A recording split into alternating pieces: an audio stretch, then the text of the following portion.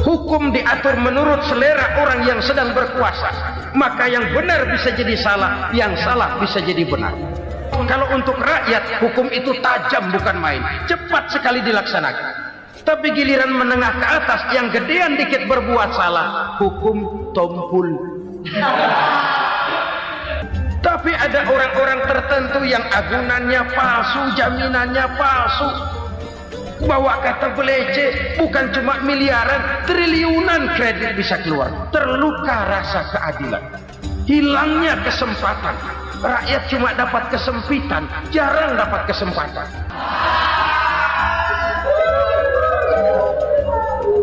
Penjara-penjara berdasi kepala botak yang menguras uang rakyat habis-habisan, enak saja melenggang dalam kehidupan ini. Makin terluka rasa keadilan rakyat. Wa ma hakamu bighairi ma anzalallah illa fasha fihimul faqru. Kalau hukum yang diterapkan sudah menyimpang dari keadilan yang diajarkan Allah, bertebaranlah kemiskinan di mana-mana. Assalamualaikum warahmatullahi wabarakatuh.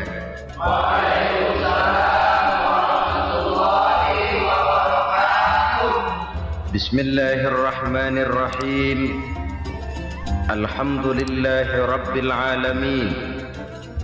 Wassalatu wassalamu ala asyrafil anbiya'i wal mursalin, Sayyidina wa maulana Muhammadin wa ala alihi wa sahbihi ajma'in, amma ba'du. Saudara-saudara kaum muslimin rahimakumullah, sebagai bangsa kita tengah menghadapi berbagai bencana, baik di bidang ekonomi maupun di bidang politik. Adalah potret kehidupan sehari-hari.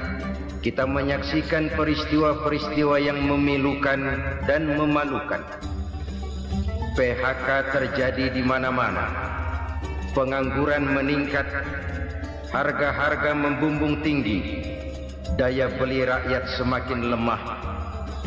Sementara di bidang politik, kejadian-kejadian memberikan indikasi bahwa persatuan dan kesatuan kita sebagai bangsa dewasa ini tengah berada dalam ujian yang berat.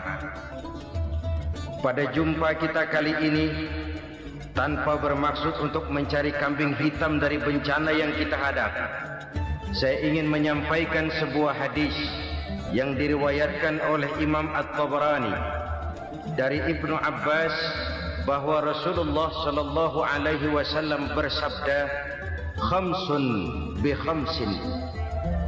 Ada 5 perkara yang dapat menimbulkan 5 macam bencana. Mari kita renungi hadis ini satu demi satu sebagai bahan introspeksi buat kita semua dalam menghadapi bencana yang tengah berlaku sekarang ini.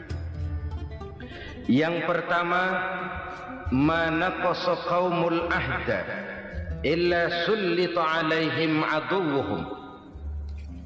Apabila suatu kaum sudah mengingkari janjinya, maka mereka pun akan dikuasai oleh musuh-musuh mereka.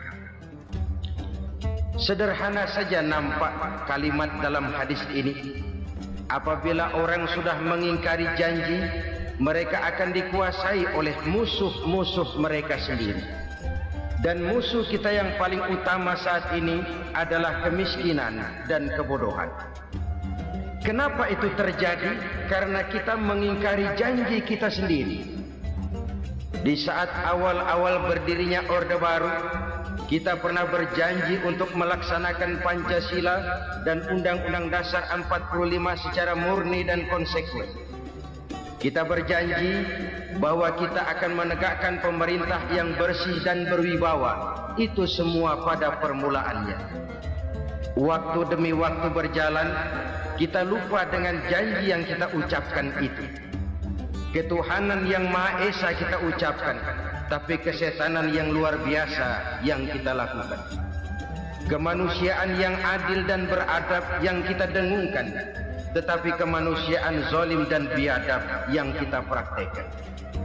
Sederhana saja saudara, hampir setiap pejabat pada posisi-posisi kunci, di awal-awal ia memangku jabatan itu, biasanya ia mengucapkan sumpah dengan lafaz demi Allah, bahwa dalam melaksanakan jabatan ini saya tidak akan menerima hadiah atau pemberian dalam bentuk apapun. Itu pada permulaannya. Lama-lama rupanya hadiah itu asik juga, mulai diterima. Lama-lama dirasa kurang, mulai menagih. Dan akhirnya terjadilah praktek yang disebut suap menyuap, semir menyemir, dan lain sebagainya. Kalau ini sudah menjadi kenyataan, bagaimana kita mau menegakkan pemerintah yang bersih dan berwibawa?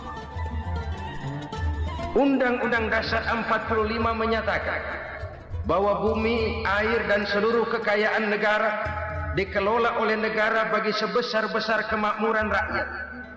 Yang terjadi adalah bahwa kita merasa mewakili rakyat untuk menikmati harta dan kekayaan negara, sehingga rakyat banyak tidak bisa ikut menikmatinya.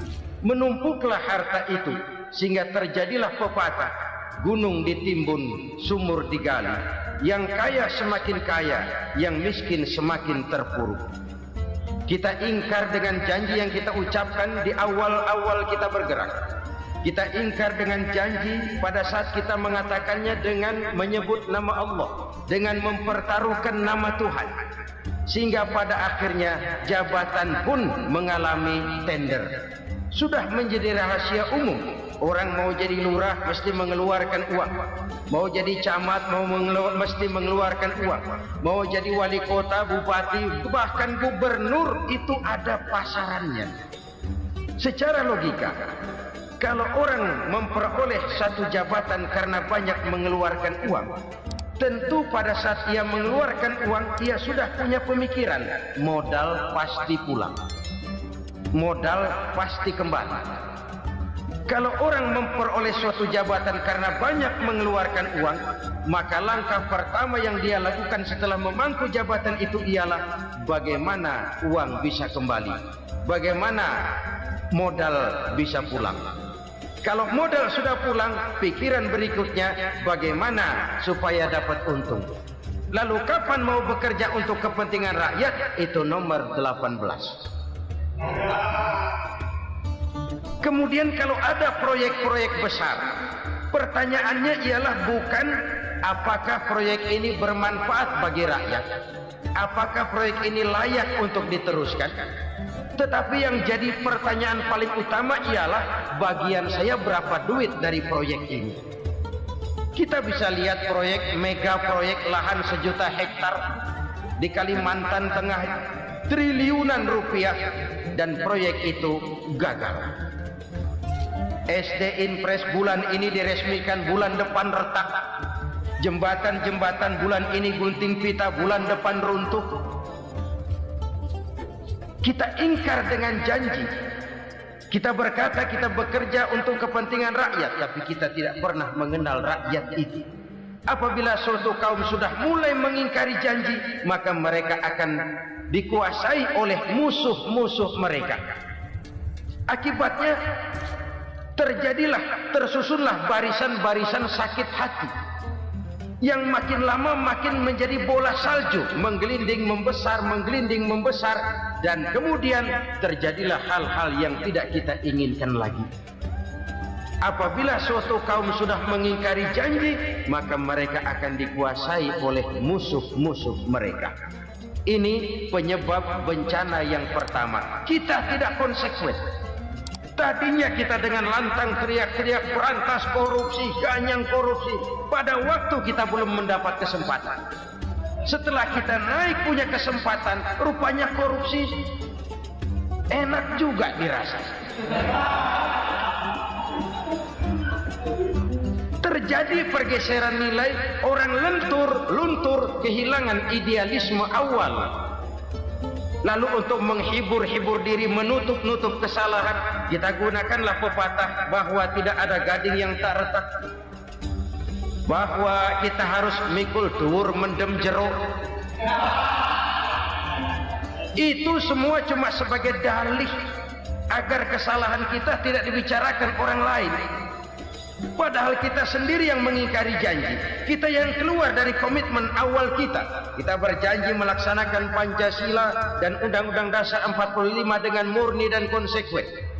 Kita berjanji untuk menegakkan pemerintah yang bersih dan berwibawa. Namun dalam kenyataannya itu tidak kita laksanakan dengan sebagaimana mestinya. Kita bergeser, kita mengalami proses degradasi, peluncuran nilai, dan akhirnya terbentuklah barisan-barisan sakit hati yang semakin lama semakin membesar itu. Kita harus introspeksi. Memang kalau zaman sedang susah, biasanya kambing hitam laris, tukang kompor gentayangan.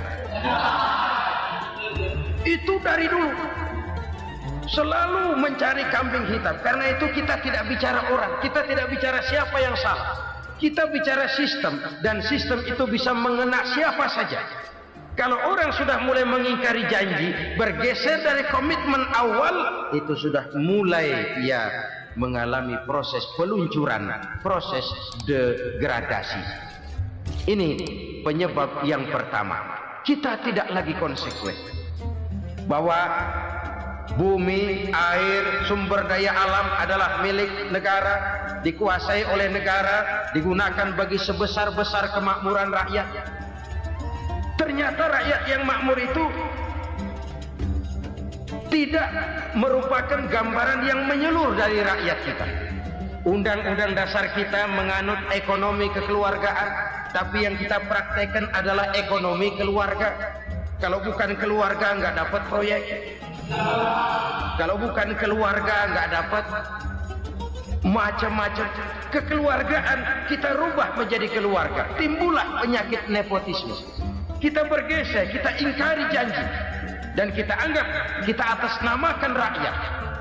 Rakyat cuma sekedar jadi address, rakyat cuma sekedar jadi alamat, tetapi kehidupan mereka tidak banyak berubah dan tidak banyak terangkat. Kaum muslimin rahimakumullah, ini penyakit yang pertama, penyebab bencana yang pertama.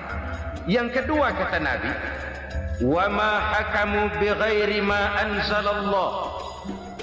Apabila hukum yang diterapkan sudah tidak lagi bersumber dari hukum Allah, illa fasya fihimul faqru, maka akan bertebaranlah kemiskinan di mana-mana. Ini artinya apa? Apabila hukum tinggal sebuah stempel, apabila hukum sudah diatur menurut kepentingan, apabila hukum sudah tidak lagi ditegakkan secara adil, maka kemiskinan merambah di mana-mana. Hukum diatur menurut selera orang yang sedang berkuasa, maka yang benar bisa jadi salah, yang salah bisa jadi benar. Hukum dalam kenyataan hidup berlaku seperti pisau. Pisau itu kan saudara lihat, yang namanya pisau dimanapun itu tajamnya ke bawah, ke atas tumpul.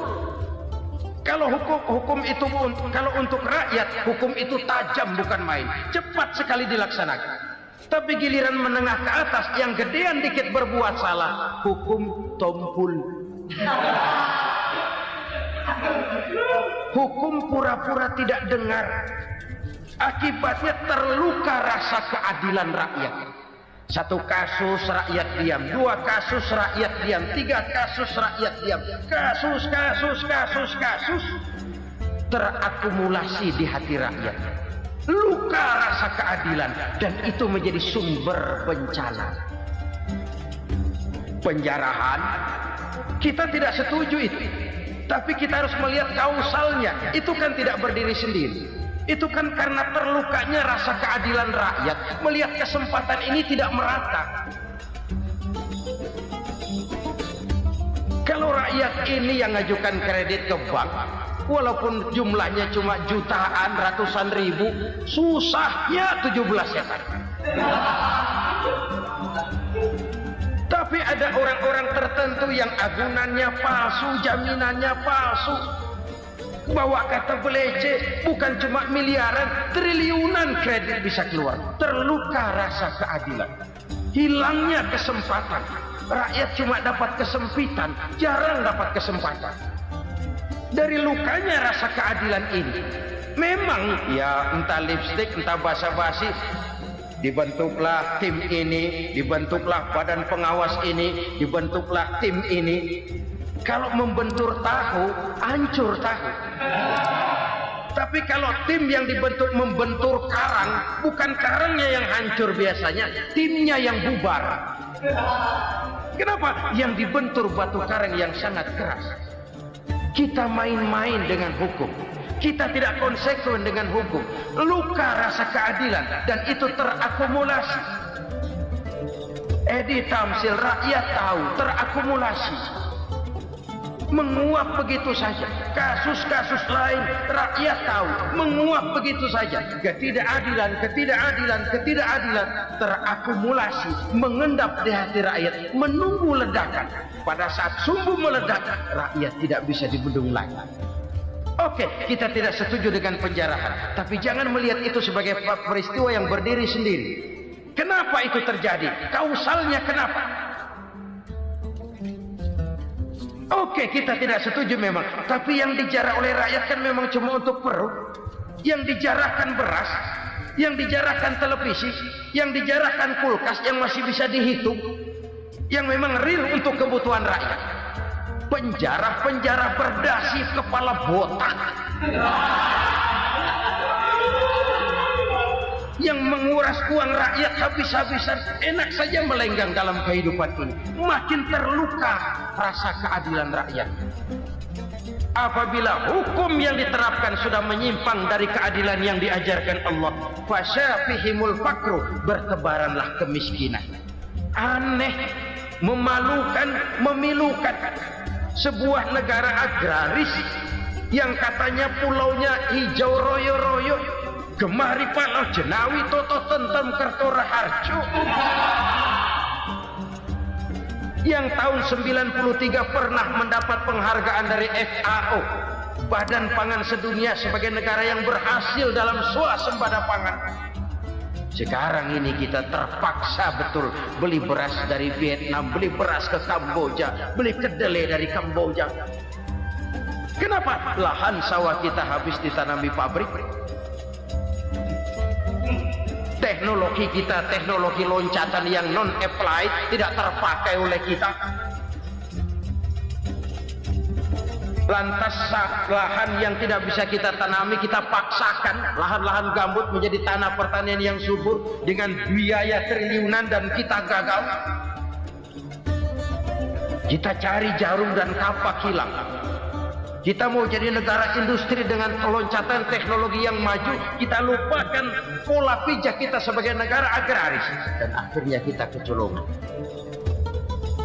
Lihatlah dewasa ini. Rakyat kita antri sembako di mana-mana.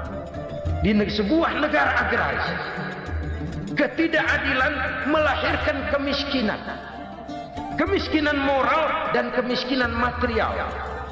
Kemiskinan moral, rakyat nggak percaya lagi sama pejabat. Rakyat mengalami krisis figur. Orang, alah lu ngomong dah sama ember.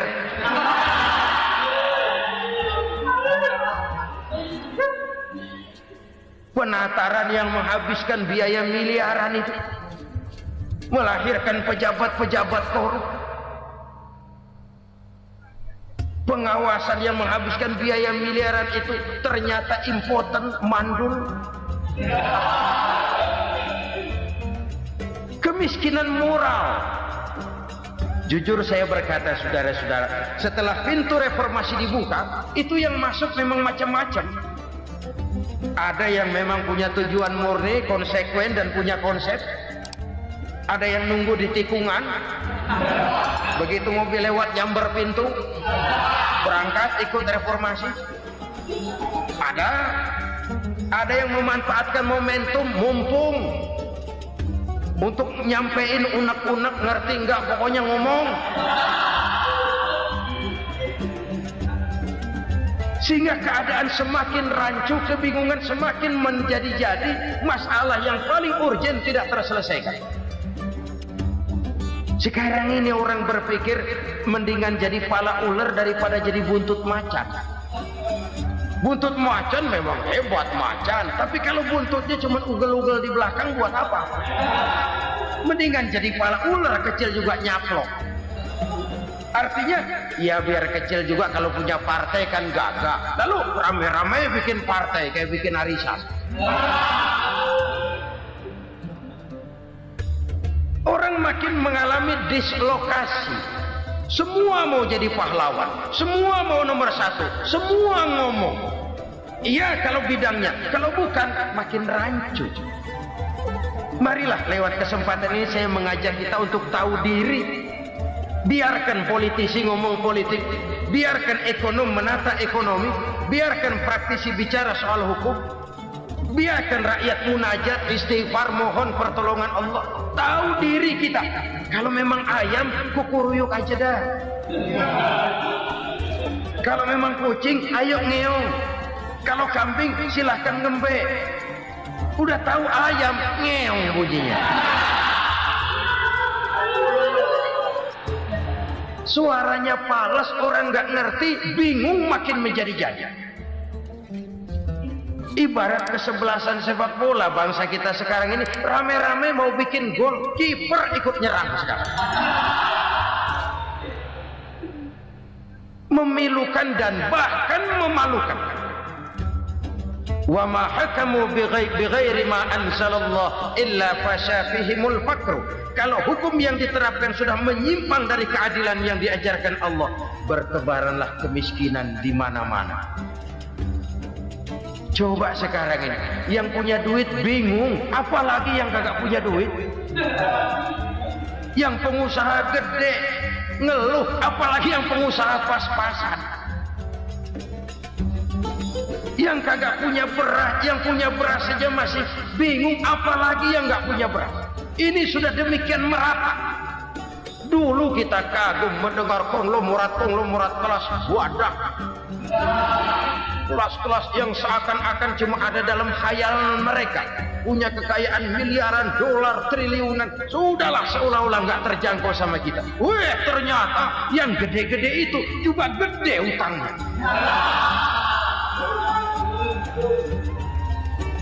Dan rontok satu demi satu. Ternyata rakyat selama ini cuma dialamatkan, cuma dijadikan address. Rakyat yang tidak banyak ngerti persoalan ini harus menanggung hidup ini begini berat, harus menanggung beban hidup ini begini tinggi, daya beli semakin lemah, semakin terpuruk dan terpuruk, sedang keadaan belum juga banyak berubah.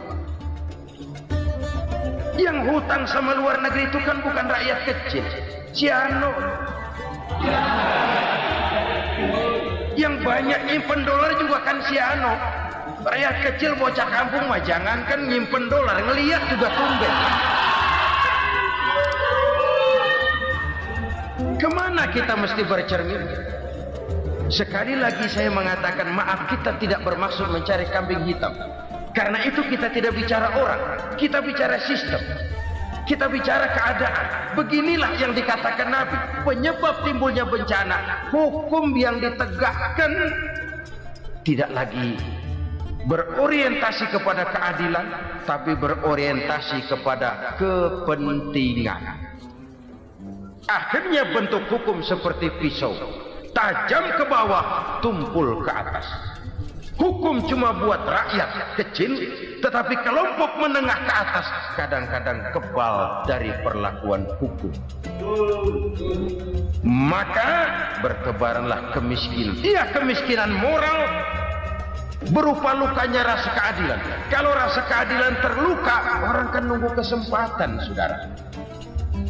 Iya, dia nggak bisa ngomong, iya dia nggak sanggup action, iya dia nggak bisa tunjuk rasa, tapi hatinya kan kapan ada kesempatan, kapan ada waktu, tunggu.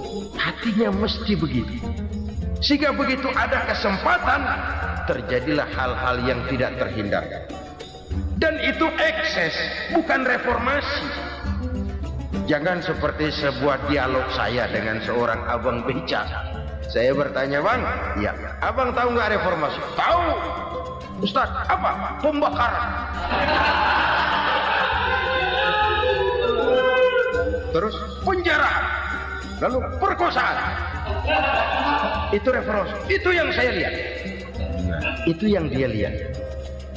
Saya tentu tidak menyalahkan abang beca kita, karena memang itu yang dia lihat dan sejauh itu wawasannya. Tapi ini indikasi bahwa banyak rakyat kita yang belum bisa menggunakan kebebasan secara bertanggung jawab. Padahal kebebasan tanpa tanggung jawab tirani. Sebuah contoh gampang-gampangan. Saya beli radio, saya setel di kamar saya, lalu saya bilang, ini radio gue. Yang beli gue, pakai duit gue setel di kamar gue, sekeras-kerasnya, gak ada urusan sama orang lain. Itu kata saya. Tetapi tetangga saya sebelah rumah kan boleh juga ngomong begitu. Kata tetangga saya, ini mata gue, yang ngantuk gue tidur di kamar gue. Kenapa suara radio lu nyampe kemari? Artinya apa ini? Kebebasan saya nyetel radio dibatasi oleh kebebasan tetangga saya yang mau tidur. Tidak ada kebebasan mutlak. Kebebasan mutlak tanpa tanggung jawab kembali akan melahirkan tirani, kembali akan melahirkan pemaksaan kehendak. Dan itu lagi-lagi bukan demokrasi. Saudara-saudara kaum muslimin rahimakumullah.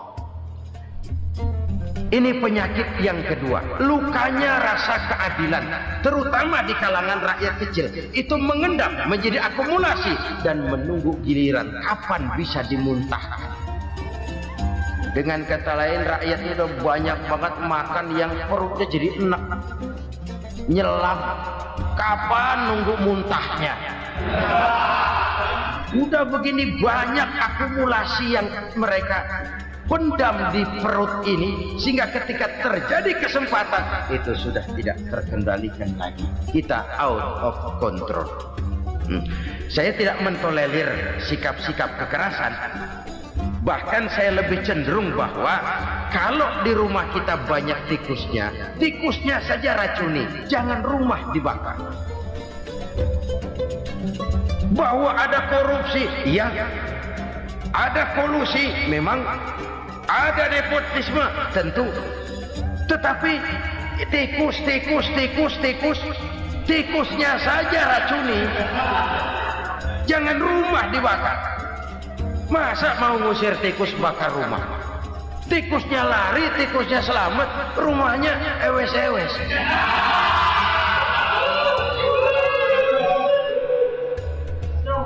Tikus selamat, rumah nggak punya, masalah nggak terselesaikan dengan sebagaimana yang kita harapkan. Kita sepakat ini negara hukum, dan di hadapan hukum semua manusia itu sama. Itu prinsip yang diajarkan Allah. Al-musawat bainan nas fi takalifil ahkam. Semua manusia sama dalam berhadapan dengan hukum Allah Subhanahu wa taala. Kalau hukum sudah pandang bulu, itu jelas yang enak yang banyak bulunya. Siapa yang banyak bulunya? Monyet. Kalau hukum pandang bulu, monyet keenakan. Saudara-saudara kaum muslimin rahimakumullah, introspeksi. Mari kita bercermin bagaimana perjalanan hukum selama ini.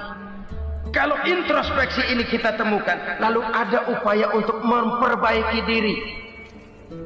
Jangan menggunakan tak ada gading yang tak retak, mikul duwur mendem jero untuk menutup-nutupi kesalahan orang. Padahal kesalahan itu sedemikian besar. Padahal rakyat kita tiap hari antri sembako. Ada yang sehari sekali makan, ada yang makan sudah bercampur tiwul, ada yang nasi sudah dicampur pisang, balik jadi orok lagi.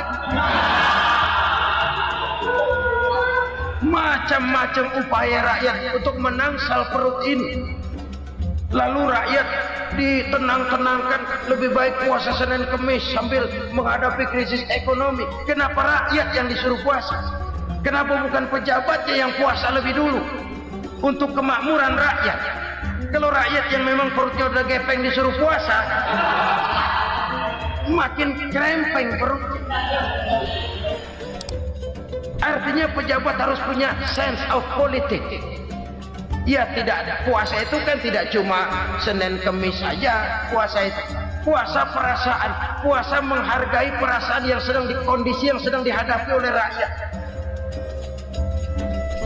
Bagaimana rakyat yang tengah antri sembako melihat pejabatnya lewat dengan mobil yang harganya sampai 1 miliar. Oh, inilah pemimpin saya. Luka lagi rasa keadilannya. Kita tidak tenggang rasa. Puasa dalam artian itu pun akan menolong menegakkan semangat kebersamaan, membentuk semangat kebersamaan. Saudara-saudara kaum muslimin rahimakumullah. Penyebab bencana yang ketiga dikatakan oleh baginda Nabi, wala dhaharat fihimul fahishatu illa fasha fihimul maut. Apabila kekejian telah merajalela, maka maut bertebaran di mana-mana. Kita renungi butir kalimat dalam hadis ini. Apabila kekejian telah merajalela, maut bertebaran di mana-mana. Begitu murah arti sebuah kehidupan. Penjarahan untuk hal-hal yang kecil tapi sampai mengorbankan nyawa. Apabila kekejian sudah terjadi di mana-mana, maut pun bertebaran. Maut dalam arti berpisah ruh dengan jasad, tapi juga maut dalam arti orang bisa mati karirnya, orang bisa mati usahanya, orang bisa mati kesempatannya karena perbuatan-perbuatan keji yang selama ini tidak terbendung. Lahirlah teori mafia. Siapa yang kuat dia yang berkuasa, siapa yang lemah dia menjadi mangsa. Proyek-proyek besar yang menang tender itu ya dari itu ke itu saja. Yang pengusaha-pengusaha tidak punya koneksi, tidak bisa bayar komisi, dapat proyek tetelan. Ada dagingnya dikit, namanya juga tetelan. Dagingnya sudah habis disantap oleh meja. Sekian puluh meja dilalui, sekian puluh amplop dikeluarkan. Sehingga yang akhirnya ya tinggal tetelan itu tadi. Maka kualitas pekerjaan pun sudah bukan lagi jadi masalah. Demikianlah mafia-mafia ini bermunculan di mana-mana. Di pengadilan terkenal mafia pengadilan. Hukum bisa dibeli, hukum bisa dipesan menurut kebutuhan sponsor. Mafia peradilan, mafia politik, mafia ekonomi, bahkan mafia agama yang menggunakan agama sebagai kedok, menggunakan agama sebagai dalih, menggunakan agama sebagai topeng untuk melancarkan maksud-maksud politiknya pun tidak tertutup kemungkinan. Apabila kekejian telah merajalela, maut bertebaran di mana-mana. Korupsi, kolusi, nepotisme itu bagian dari kekejian. Kita selama ini kalau mendengar maksiat, itu yang terbayang cuma judi, mabuk, zina. Ya itu maksiat. Tapi korupsi, kolusi, nepotisme itu juga maksiat dalam bentuk lain. Kalau ini sudah bertebaran, maka maut terjadi di mana-mana. Jangan bayangkan cuma mati orangnya, itu sih kewajiban. Yang menyakitkan itu orangnya masih hidup tapi dibikin mati, karirnya mati. Kenapa? Karena yang diperlukan bukan cuma orang pinter tapi orang taat. Biar pinter, kalau nggak taat minggir. Biar bodoh, kalau taat bisa nyenangin atasan, bisa nyemur. Kumaha juragan wae ayo nama. Itu yang kadang-kadang dapat penghargaan. Tidak ada prestasi kerja kecuali bikin senang orang di atas. Kita lihat di desa-desa jalan rusak. Kalau ada berita pejabat anak mau turun, jalan rata sekali. Sampai tanah dari mana aja dikeruk buat ngeratain tuh jalan. Pejabat pulang legok lagi jalanan. Katanya kita kerja buat rakyat, nyatanya kita cuma melayani atas. Kenapa? Terjadi lingkaran setan. Seperti kata lagu Dul Sumbang itu. Mahasiswa takut sama dosen, dosen takut sama dekan, dekan takut sama rektor, rektor takut sama menteri, menteri takut sama presiden, presiden takut sama mahasiswa. Lah muter balik lagi, lingkaran setan, lingkaran setan. Saudara-saudara kaum muslimin rahimakumullah, kekejian yang merajalela, praktek-praktek mafia yang tertuang dalam kehidupan sehari-hari menyebabkan orang mati karirnya, jasad masih hidup, karir mati, itu menyakitkan. Mati bisnisnya. Rakyat kecil pernah senang ketika cengkeh booming, harganya bagus, rakyat banyak yang pergi haji. Lalu mau ditata, lahir tata niaga cengkeh, malah amburadul. Harga cengkeh jatuh, petani cengkeh kecil menjerit. Siapa yang untung? Segelintir orang. Masihkah kita pakai atas nama rakyat untuk kepentingan nasional, padahal yang nyanyi cuma segelintir orang? Masihkah kita mau bohongi rakyat ini dengan mobil nasional tapi bikinan Korea?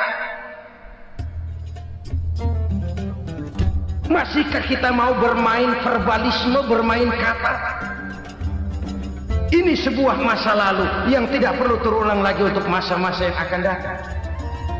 Kekejian merajalela, orang mati karir, bisa mati usaha, mati bisnis. Usahanya maju, dirangkul, hancur. Usahanya maju, dipukul, hancur, tenggelam. Bahkan yang memilukan dan memalukan badan-badan usaha milik negara itu dikebiri sedemikian rupa sehingga tidak menghasilkan hal-hal yang bermanfaat buat negara. Saudara-saudara kaum muslimin rahimakumullah, kalau nafsu yang sudah mengatur itu semua, maka kekejian pun merajalela. Orang sudah pakai teori mafia, yang kuat dia yang menang, yang kuat dia yang berkuasa, yang lemah silakan minggir di sudut-sudut kehidupan. Kalau kekejian seperti ini merajalela, maut bertebaran di mana-mana. Banyak orang mati karirnya, banyak orang mati usahanya, banyak orang mati imajinasinya. Sekarang ini dalam dunia seni yang banyak karyawan seni, bukan seniman. Seniman itu kan dilahirkan, lain seniman, lain karyawan seni. Sekarang yang banyak karyawan seni, bukan seniman. Mati karir, mati imajinasi, mati improvisasi, sehingga kehidupan persis sinetron. Sinetron itu yang kita lihat rumah mewah, yang kita lihat rumah bagus. Gak pernah kita lihat di sinetron kita ini rakyat antri sembako. Kita dijejali hal-hal yang indah, yang wah, yang membuat kita tenggelam dalam gaya hidup instan, tenggelam dalam gaya hidup wah. Kita lupa dengan realitas keseharian di tengah-tengah masyarakat kita. Lahirlah kelompok-kelompok selebritis, dibesarkan oleh berbagai media. Selebritis pilek aja masuk koran, pilek.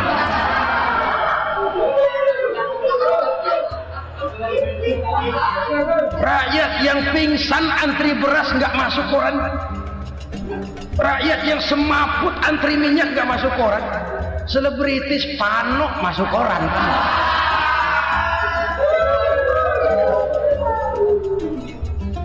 Kita besarkan hal-hal kecil, kita kecilkan hal-hal besar.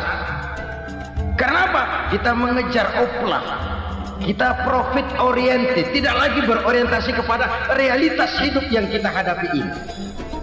Kalau kekejian sudah merajalela, kata Nabi, maka maut bertebaran di mana-mana. Maut dalam artian maut, coba lihat sekarang begitu murah nyawa. Karena 1000 perak orang mau nusuk bunuh. Karena beras seliter orang khilaf, begitu murah kehidupan. Tapi kekejian dalam bentuk korupsi, kolusi, nepotisme, kekejian dalam bentuk itu mematikan karier, mematikan bisnis, mematikan imajinasi, mematikan kreativitas. Itu juga maut dalam bentuk lain akibat kekejaman lain. Ini penyebab yang ketiga.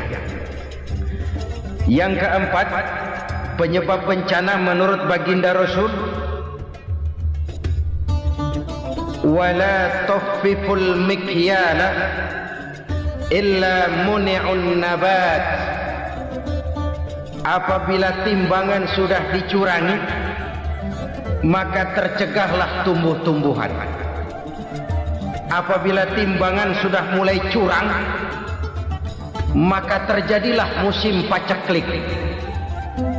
Apabila bisnis sudah bergaya mafia tadi itu, kecurangan-kecurangan terjadi, tender di balik pintu, yang dimenangkan cuma kelompok-kelompok yang bisa memberikan presentasi yang besar, muni'un nabat, terjadilah paceklik. Paceklik, panen gagal, wereng, ya wereng, kemarau panjang, it's okay, air sulit, iya. Tetapi kan semua itu ada yang ngatur. Kemarau ada yang ngatur, belalang itu ada yang ngatur, air itu juga ada yang ngatur. Yang ngatur itu yang serba maha. Kalau ia murka melihat kecurangan timbangan, Allah itu kalau murka kan gampang saja, tinggal komandoin belalang, lang, hancurin pesawat. Konvoy belalang, konvoy. Allah tinggal ngutik. Angin El Nino mampir lo ke Indonesia, hujan nggak turun-turun, kemarau panjang. Jadi kalau musim kemarau kan namanya anginnya El Nino. Kalau musim hujan anginnya namanya La Nina. Cakep namanya, kejem orangnya. Saudara lihat Cina sekarang sedang kena La Nina, banjir besar, ribuan orang meninggal. Dia mah ribuan mati kagak berasa, rakyatnya miliaran. Bangladesh lagi ngalami La Nina, India lagi ngalami La Nina. Angin, hujan, kemarau, belalang, itu kan ada yang ngendaliin. Kuncinya bukan di belalangnya, kuncinya bukan di peredaran matahari berputar, kuncinya di atas yang mengatur semua itu. Kalau timbangan sudah mulai curang, pengusaha sudah nggak mau jujur, apa enggak bikin perut jadi mual. Begitu rakyat antri sembako pingsan nggak dapat beras, sementara beras ditumpuk-tumpuk sampai membusuk. Kemana hati nuraninya? Kemana akal pikirannya? Kemana mereka yang berbuat atas nama rakyat tapi melihat rakyat susah tidak tergerak hatinya? Saudara-saudara kaum muslimin rahimakumullah, sekian dulu jumpa kita kali ini. Mudah-mudahan yang saya sampaikan dari hadis riwayat Imam Tabrani ini menjadi bahan introspeksi buat kita semua. Tidak akan seorang muslim jatuh dua kali di tempat yang sama. Semua merupakan pelajaran untuk kita jadikan introspeksi guna menata hari esok yang lebih baik daripada hari ini. Reformasi harus terus berlanjut, tidak bisa dan tidak perlu dikendalikan, tapi harus tetap dengan landasan akhlakul karimah sesuai dengan budaya kita sebagai bangsa. Terima kasih atas perhatian saudara, mohon maaf atas segala kekurangan. Jumpa lagi lain kesempatan insyaallah. Assalamualaikum warahmatullahi wabarakatuh. Welcome back to my channel. Oke teman-teman, sore ini kita coba mancing di spot parit kecil ya. Oke, langsung saja kita uncal. Bismillahirrahmanirrahim, nggak usah pakai lama.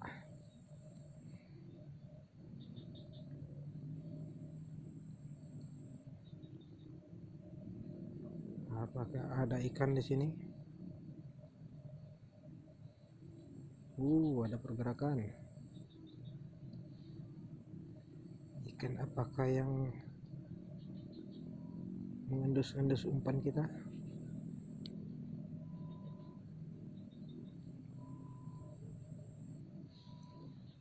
Udang ternyata. udang. Ayo ikannya, mana ikannya, masa kalah sama udang?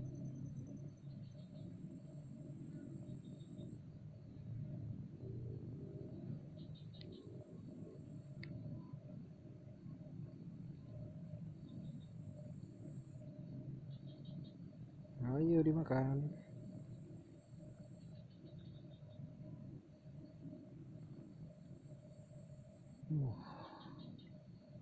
Sepertinya udang lagi nih. Pelan sekali tarikannya.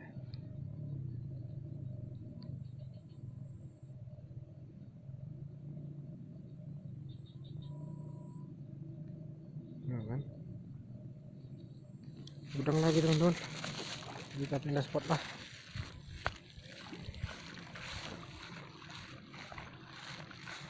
Kita cari spot lagi.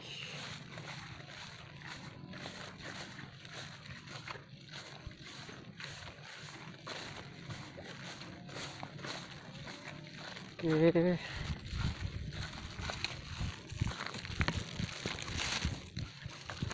Di sini apakah bagus airnya? Kecil juga teman-teman. Ya, coba kita uncal. Hup.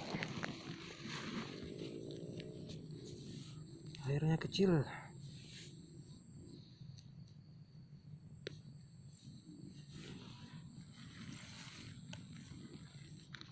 Oke, seperti nggak ada ikannya di sana. Kecil sekali airnya.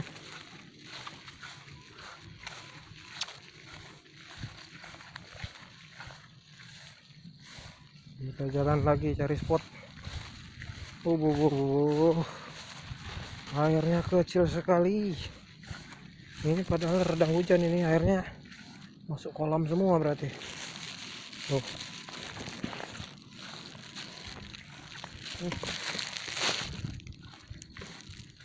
Ini di sana ada spot. Kita coba mancing sana. Tapi kita dari seberang aja lah. Biar agak gampang.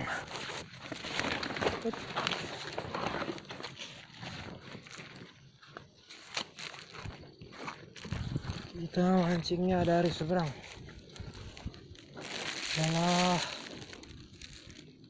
airnya malah seperti ini. Gimana ini, ada ikannya enggak? Yuk, kita ancol.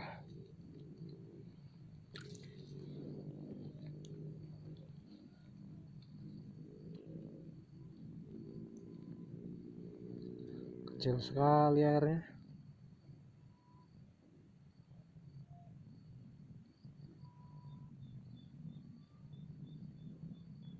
Yakin nggak yakin di sini ada ikannya. Tapi kita coba dulu lah bentar.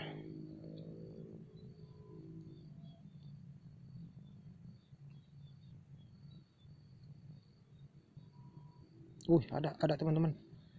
Ada pergerakan.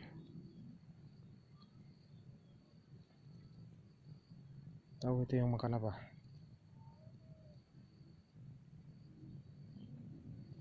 Apakah babon lele, apakah babon udang?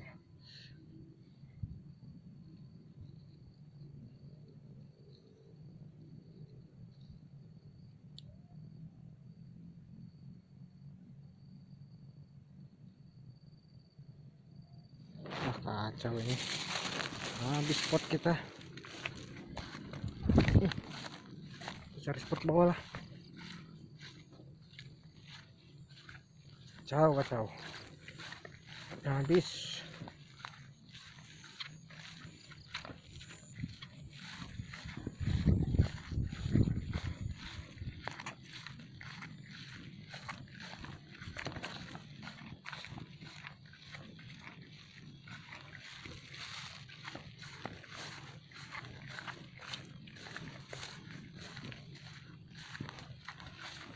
Airnya kecil semua.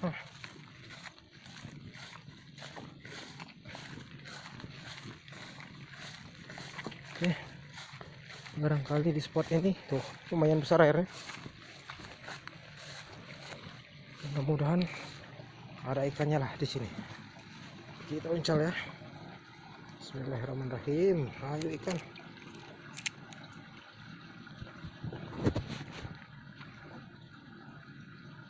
Iya, ada sambaran teman-teman. ada sambaran kan ada semangatnya kita mancing.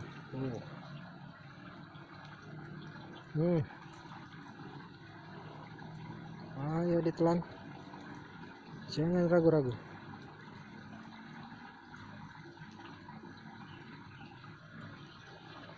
Ikan apa kita yuk? Ikan nila, ikan mas, ikan lele, apa ikan paus?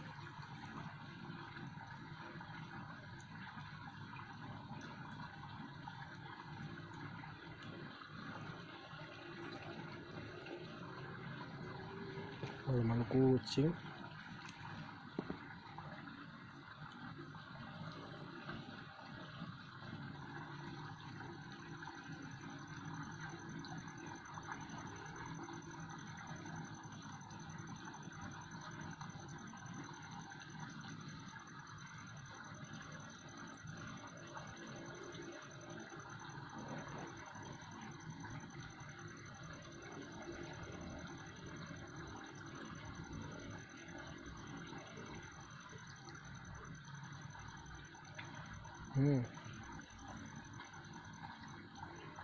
Ditarik ikan, ayo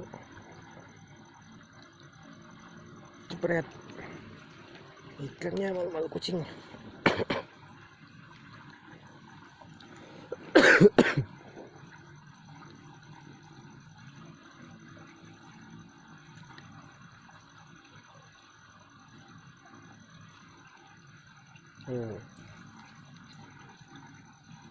Ada yang makan.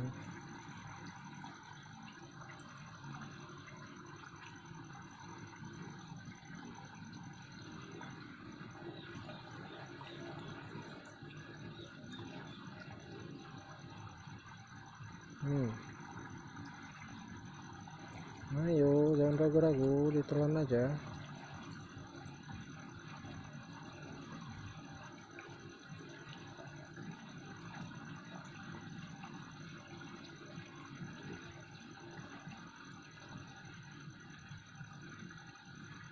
Jepret.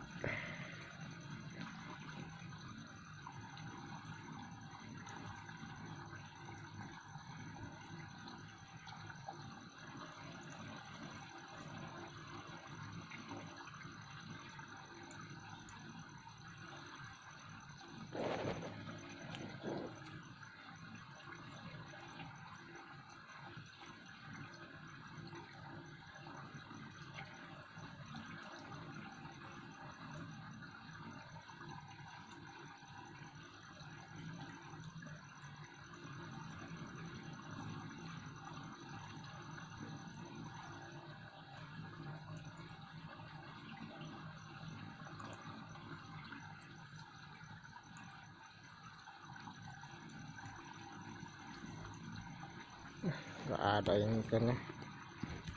Kita pindah lagi.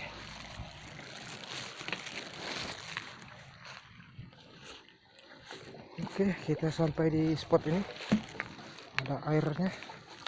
Kita coba uncol sini ya. Bismillahirrahmanirrahim.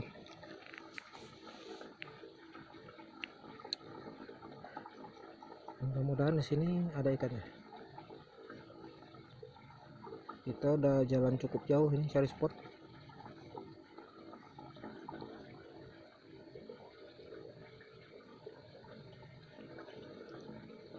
Ikan sepat semua. Dimakan. Langsung kita bergerak. Ayo, ikan apa dibalik ikan sepat?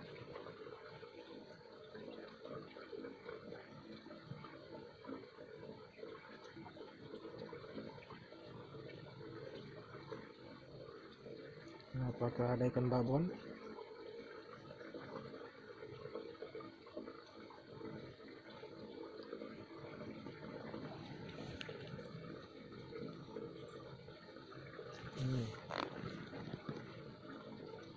Oke, ditarik. Yes, Allah, nggak kena teman-teman. Oke, kita incar lagi. Senang sekali kalau ada respon ikan.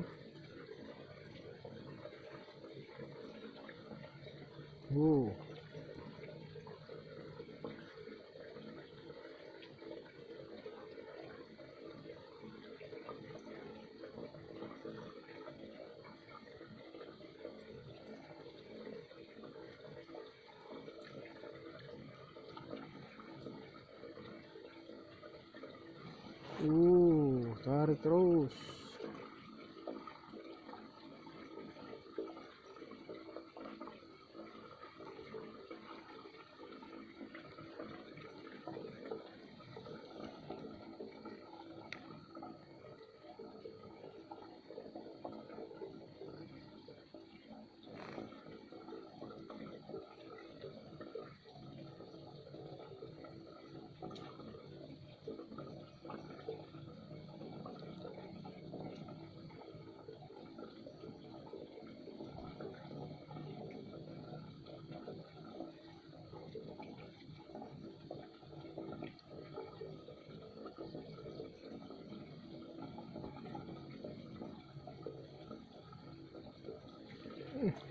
Lampung wadidaunya belum dimakan.